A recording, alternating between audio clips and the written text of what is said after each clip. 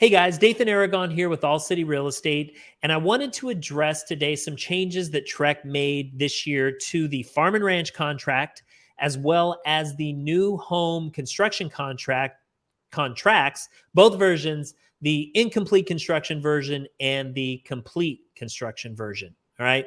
Now, what changes am I talking about? I am talking about the seller's disclosure checkboxes that the sellers are now required to complete. All right. So let's go ahead and share my screen with you here. We'll do the full version. That way you guys can see it. Let's discuss the farm and ranch contract. Okay. On a side note, guys, please make sure whenever you are completing a document for your client in zip forms, that's what we're looking at right here, that you are using the latest version of that document, okay? Especially this year. A lot of documents were affected by the changes, so there's been a lot of new and updated documents in the TAR and TREC libraries, okay? If you're adding a document to your transaction from any one of those libraries, then it will be the latest version. However, if you're pulling in a template or you have a pre-printed document or a saved document from your computer, it may not be the correct one. So please make sure that you are using the most recent version of that contract or document, okay?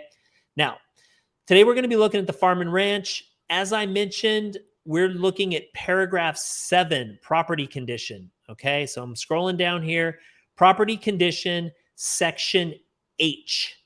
I have it highlighted right here. Okay, so now you can see that the seller is required to check whether they are aware or whether they are not aware of any one of these various property conditions, okay?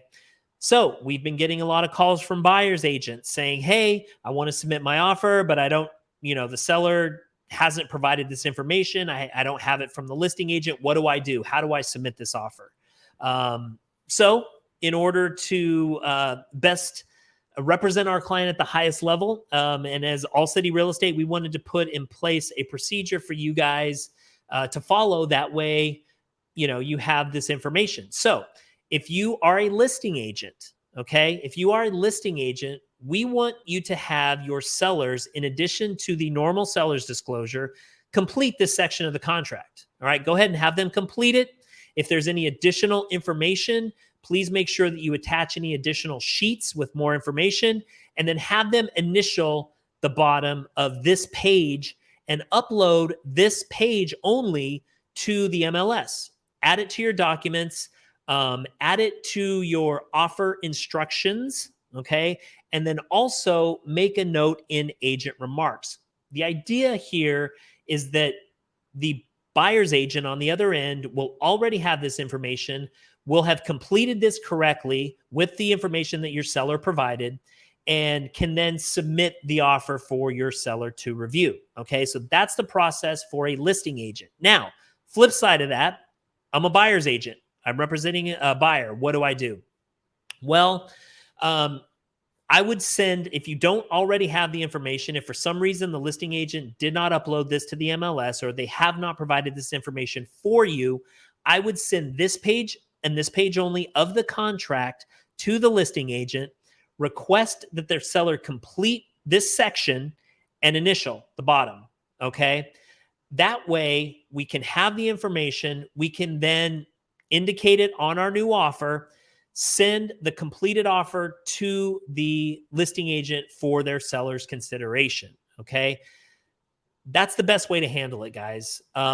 And certainly our job as agents to have all the information before we're submitting an offer for our buyers, okay? Now, some of you may be saying, well, I don't have this information, or the listing agent's not getting back to me. I want to get this offer over to these sellers as soon as possible. I get it.